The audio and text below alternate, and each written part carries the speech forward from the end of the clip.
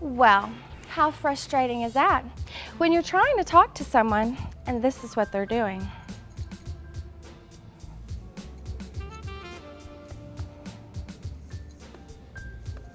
Do you get frustrated when you're trying to have a decent conversation with someone and all they can do is play on their phone?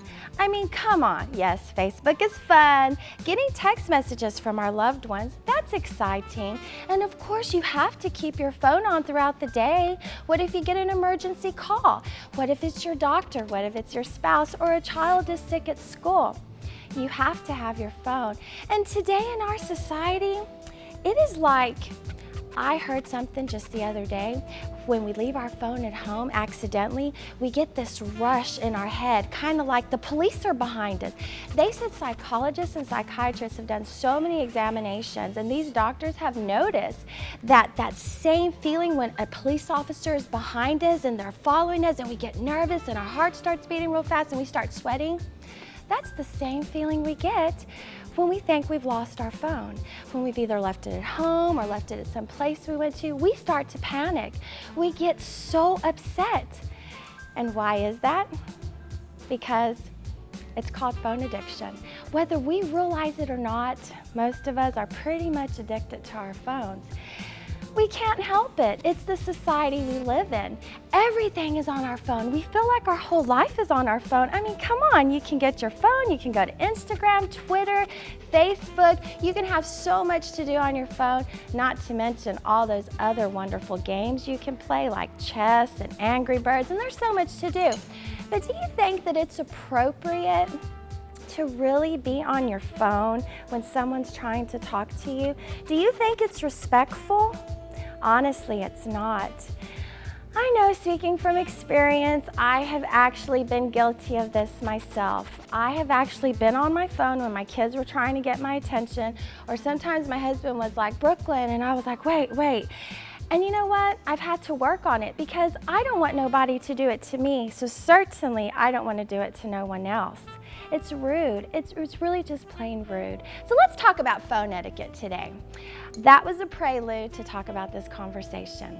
Now, we all know that we have to keep our phones next to us, like I mentioned on the onset, because there might be an emergent call that comes through, that special someone that we're expecting to hear from. However, let's talk about a few short tips that can make us a better listener in the society where we're glued to our phones. Number one, when we have a conversation with someone, if we know that this is a conversation that needs to transpire, please place your phones on vibrate. Most people do that, but a lot of us forget. I know I've been guilty of that. Okay. Second, unless you're expecting a very emergent message, phone call, something that you really need to tend to, please take your phone off your person and place it either in a book bag, a purse, a pocket. Well, you can still feel the vibrations, and that just tends to make us nervous when we feel that a message came through. We're like, oh, I gotta see it. Well, it's better to take it off your person. So if you're going to have this conversation, remember, move your phone from your body somehow and put it in a safe place. Number two. Number three, remember, honestly, we've lived so long without cell phones in the past, and we were just fine. We didn't die. Nothing really horrible happened.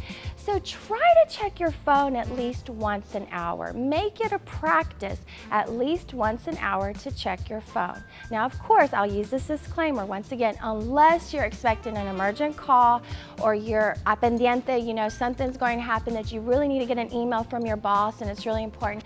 Try to check your phone at least once an hour. Now, think about the next step that I'm going to talk to you about. If for some reason you do have to pick up your phone, be very discreet and apologize.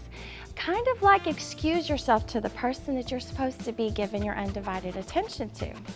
Maybe you went out to lunch with your husband and you really want to talk to him, but all he's doing is looking at his phone. Oh, wait, babe, I'm sorry, I gotta look at this. And laughing at videos. There's so many things that can take our attention away from someone that we really love and respect and care for.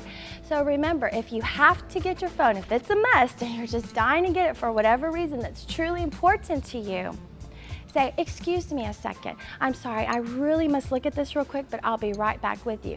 And that shows really good etiquette and respect on your part to show that you're not trying to ignore that person, but you really need to tend to something quickly. Now, one final thing that I'm going to bring up. Remember, none of us like to be ignored. We don't. We all need that respect and attention when we're trying to talk or maybe go on a date, eating at the kitchen table at home, perhaps with our husband and our children. Just remember, if you don't want nobody to do it to you and you get offended when someone's doing this to you, please don't do it to anyone else. That's just a good rule to follow because you can put yourself in that person's place. And we all know what it feels like when we're trying to talk to someone and this is all they're doing. You're like, shake my head, I wish they had a little more respect. And we want to be respectful in such a disrespectful world. So remember that. Brooklyn's final thoughts. And if you have any more questions or you want to talk about further anything concerning phone etiquette, you can hit me up at OTS Brooklyn, and that's Brooklyn with 2 N's. That's on Twitter and Instagram, and I will be happy to hear from you. Thank you for your support. I really love you guys, and please stay tuned. I'll be having more different discussions on different etiquette that we can have in a continual of phone etiquette in the following weeks to come. Thank you for watching On the Scene with Brooklyn.